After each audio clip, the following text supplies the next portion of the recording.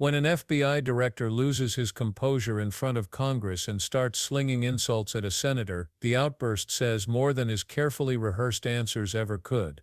Anger in that setting doesn't appear out of nowhere, it signals pressure, frustration, and the weight of secrets still being shielded from public view. That's what makes moments like these so revealing. They don't just show us the personality of one man, they reveal the condition of an institution, an agency that insists it is transparent, yet shields information that could shake public trust if it were fully exposed. And at the heart of the storm lies a case that refuses to go away: Jeffrey Epstein and the unanswered questions surrounding his network. During your confirmation hearing, you made several important commitments. For instance, you told Senator Coons there will be no politicization at the FBI, there'll be no retributive actions taken by any FBI should I be confirmed as FBI director. So let me ask you very specifically, did you ever take any action to terminate or discipline an FBI agent or employee in whole or in part as retribution for being part of an investigation of Donald Trump or January 6th? No. You also committed, you assured Senator Blumenthal, all FBI employees will be protected against political retribution. So you're testifying today that you played no role in the firing of even a single FBI agent for political retribution. None for political retribution. And if any FBI agent said you did, they would be lying. Is that your testimony? I'm only speaking to my actions. Everybody is allowed to make their allegations. Oh, no, these are allegations against you. And so, Mr. Patel, if FBI, senior FBI agents or employees said that you were firing them for political retribution reasons because of the cases they were assigned, you're saying they would be lying. Is that anyone that was terminated at the FBI was done so for failing to meet the standards, uphold their constitutional oath, and effectuate the mission. Well, by meet the standards, are you talking about meet the standards of protecting the president under any circumstance? No. You also guaranteed Senator Blumenthal that every FBI employee will be held to the same, absolute same standard. No one will be terminated for case assignments. Are you testifying today that you never terminated anyone at the FBI in whole or in part because of a prior case assignment? No one at the FBI is terminated for case assignments alone. Well, I'm asking about you, Mr. Patel. Did you, in whole or in part, terminate anyone at the FBI because they worked on the Trump investigation or because they worked on January 6th? No one at the FBI has been terminated for case assignments alone. Okay, you're saying alone. Does that mean they were terminated in part because they were assigned to a January 6th case or assigned to the Mar-a-Lago case?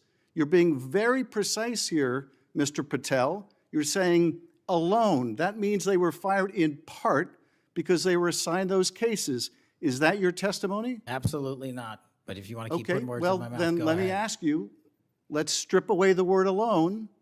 Did you terminate or participate in any discipline of any FBI employee in whole or in part because of their work on an investigation of Donald Trump or January 6th? Yes or no? Any terminations at the FBI by employees. No, I'm asking you a very specific question. And I'm going to answer the question, but you don't like the answer because it's the truth and it guts want your an answer to my narrative. question. I don't want an answer to someone else's question. So let me just be precise, and I ask for a yes or no answer. Did you ever terminate or discipline an FBI employee in whole or in part because they had been assigned or worked on an investigation of Donald Trump or January 6th? FBI yes or no? employees are only terminated Yes if or they no, fail Mr. to Patel? uphold their oaths of Yes or office no? and duty. You're not at the answering my FBI question. I don't have to my answer your question yes or no because you're setting up a trap so you can have a media I'm narrative. not setting up a trap. And I'm not giving it to you. Unless it's true that you fired people. People in have whole been or in part terminated at because the they- FBI who failed to uphold You're the assigned standards to. that the FBI requires them to Did uphold. you tell anyone at the FBI that all FBI employees who they identified who had worked on cases against President Trump would be removed from their jobs? Did you tell that to someone at the FBI? Say that I would remove people for case assignments? That people that were identified as having worked on cases against President Trump would be removed from their jobs. Did you tell that to someone at the FBI? People are not removed for Just case answer my question. assignments. Just answer my question. Did you tell that to People someone? are not removed for case No, assignments. you're not and answering I my would- question. And I would Mr. never Patel, tell anyone. did you tell someone at the FBI that FBI employees identified as having worked on cases against President Trump would be removed from their jobs? Yes or no, did you tell someone that? I would never tell anyone at the FBI that they're being removed for basically their case assignments. Okay, so anyone who had said that would be lying. Is that your testimony? Anyone can say whatever they want. No, I know, but you're saying they were a liar. I'm telling you what I said. Because this is in the complaint against you, Mr. Patel. So you're saying Mr. Driscoll and others are liars? I'm not going to address the complaint and the ongoing Okay, well then let me ask litigation. you, have you ever told anyone at the FBI that the FBI tried to put the president in jail and he hasn't forgotten it, and that your job depended on the removal of agents who worked on cases against the president? No. Did you ever tell anyone that? No. Okay. Did you ever tell anyone that you knew these summary firings you were undertaking were illegal, likely illegal, and that you would be sued and later deposed? Did you ever tell anyone that? No firings at the FBI or terminations were done for anything other than justified Did you ever cause. tell anyone that, Mr. No, Patel? Why don't you no answer my question? terminations at the FBI were ever done in my tenure for anything other than failing Did you to ever tell uphold anyone their that, oath of Mr. the Patel? You willing to office answer or the their- question? The FBI. I guess I you're not have willing to answered answer the it. question. So let me move on. Let me Repeatedly. move on to the Epstein files. You said you're the most transparent FBI director in history, so I'm going to put you to the test. In 2024, you were asked by Glenn Beck about Epstein's Black Book. And you said, he asked, who has Jeffrey Epstein's Black Book? And you said, Black Book FBI. And he said, but who? That is, I mean theirs. And you said, oh, that's under the direct control of the director of the FBI. That's what you said. Was that true, Mr. Patel? I'll rely on you quoting it accurately. I did that a couple Was of it years true ago. what you represented to Mr. Beck and the president's supporters out there, or were you lying? No, Was it true that the Black Book, Epstein's Black Book, was in the possession of the FBI director? The Black Book was in the possession of the FBI. Okay, so now that you're the FBI director, you have possession of the Black Book, right? That index has been released.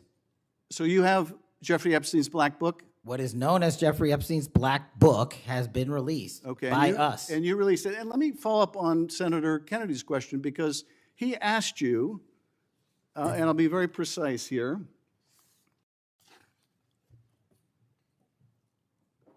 You've seen most of the files. Who, if anyone, did Epstein traffic these young women to besides himself?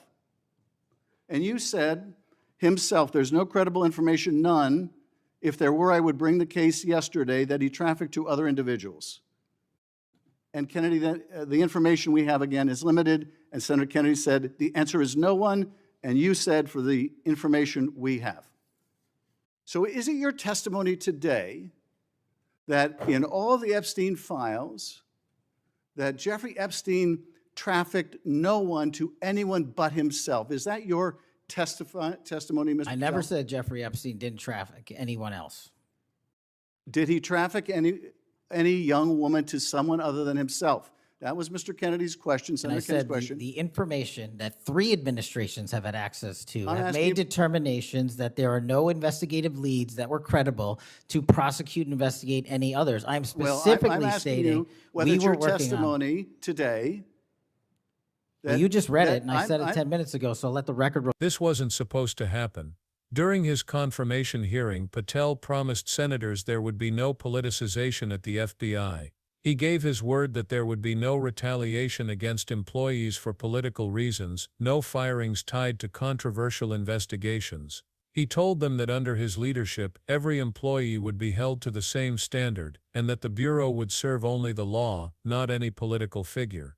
The words were reassuring. They were meant to draw a line in the sand and give senators confidence. But words in Washington are only as strong as the actions that follow, and when questions about retaliation surfaced, the promises began to look hollow. The questions were direct, the kind any ordinary citizen might ask if given a seat in the hearing room. Had agents or employees been fired, disciplined, or otherwise punished for their work on politically sensitive cases? It was a simple yes or no, but instead of clarity, the answers turned into a maze of carefully chosen language. Phrases like not for case assignments alone or employees are only terminated for failing to uphold their oath sound official, but they also raise eyebrows. Why add qualifiers like alone unless there's more underneath? Why not simply deny the accusation outright if it isn't true? Each word seemed less like a denial and more like a lawyer's attempt to leave room for interpretation.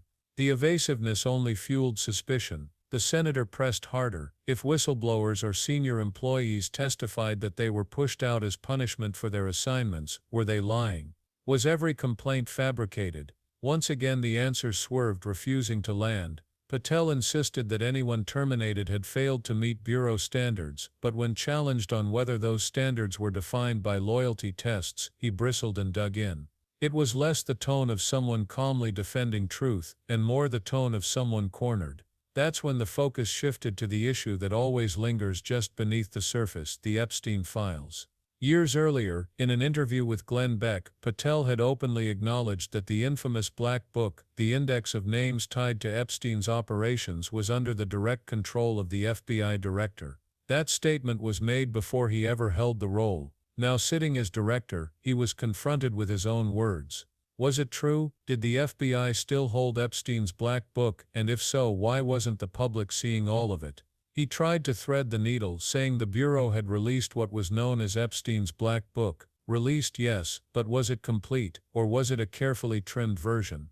The difference matters, and the American public knows it. The power of a name on that list could shake governments, topple reputations, and rewrite narratives. To suggest the matter is settled by a vague release doesn't pass the smell test. The senator then pivoted to an even sharper point. In past testimony, Patel had said there was no credible evidence Epstein trafficked anyone to other individuals.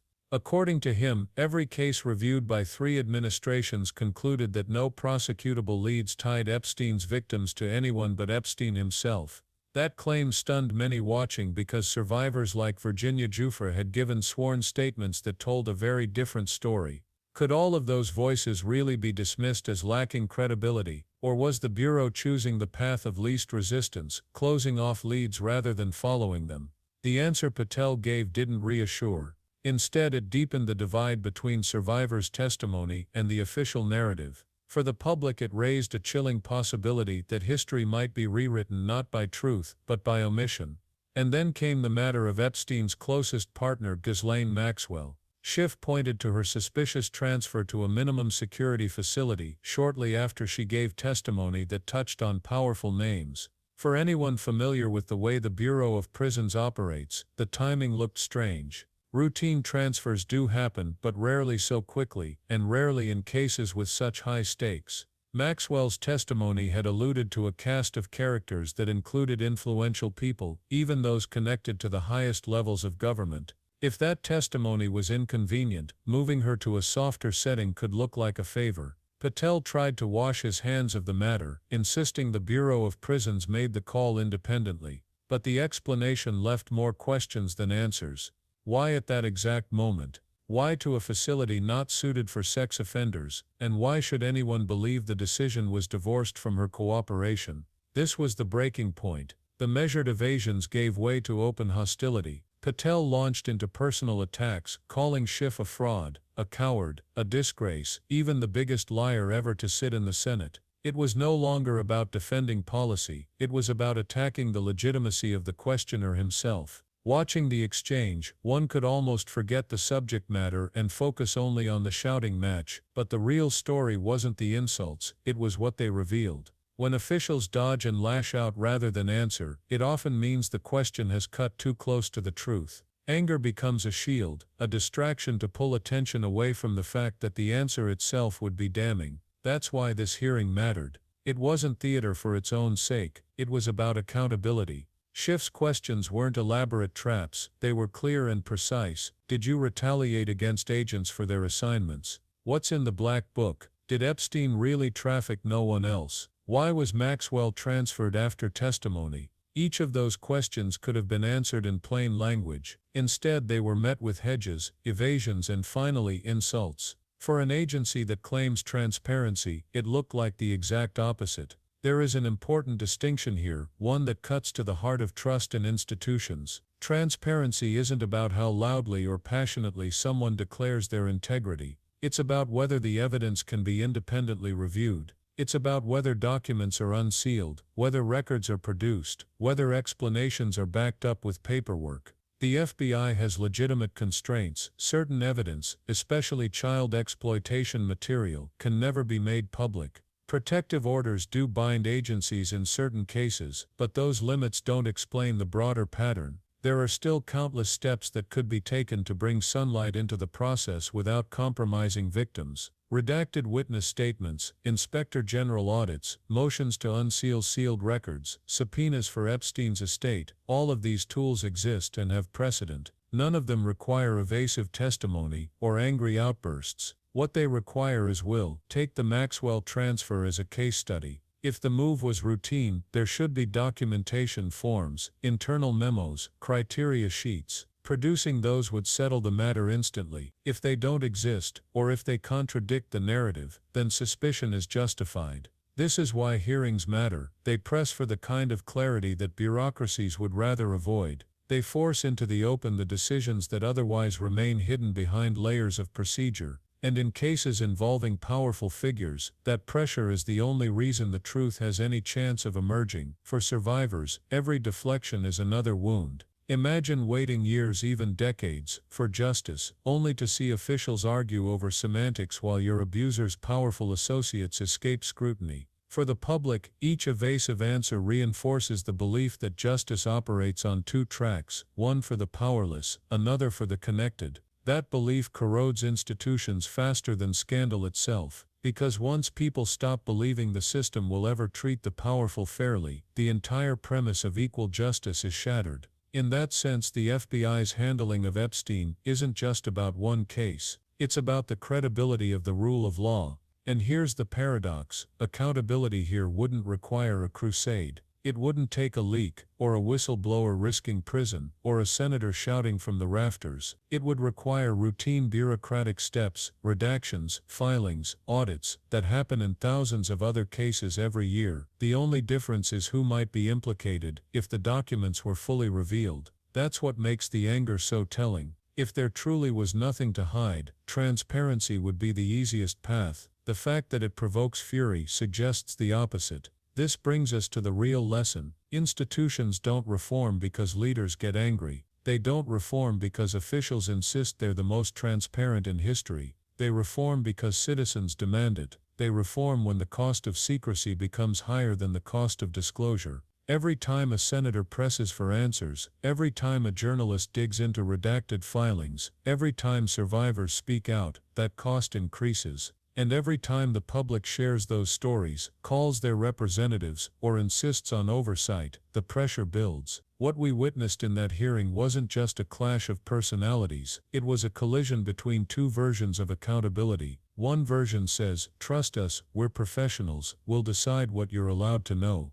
The other version says, "No, evidence belongs to the people, and officials answer to them." Only one of those visions aligns with democracy. And each evasive answer makes it clearer which path the Bureau is choosing. So where does that leave us? It leaves us with a choice. Either the Epstein files remain another chapter in a long history of scandals that fade into secrecy, or they become the catalyst for genuine reform. If we want the latter, then outrage has to be channeled into action. Call representatives. Demand subpoenas for Epstein's estate records. Push for Inspector General reviews of closed leads. Insist on redacted but public witness statements. Share the hearings, not as spectacle, but as evidence of the need for pressure. The victims deserve closure. The public deserves the truth. And history has shown time and again, whether during Watergate, Iran-Contra, or other moments of crisis, that institutions only change when ordinary citizens make it unavoidable. Transparency doesn't happen by accident, it happens when the public demands it. If Patel or any official truly wanted to restore trust, they'd stand shoulder to shoulder with those demands, not scream them down. And until that happens, it's on us to keep the pressure alive. Because every closed file, every sealed transcript, every evasive answer leaves survivors without justice and the public without truth. That's not a price any democracy can afford to pay. Subscribe so you don't miss the deep dive breakdown of the documents, the filings, and the transcripts still sealed. Share this widely, because outrage fades, but paper trails remain, and it's those trails that can finally deliver the accountability that anger alone never will.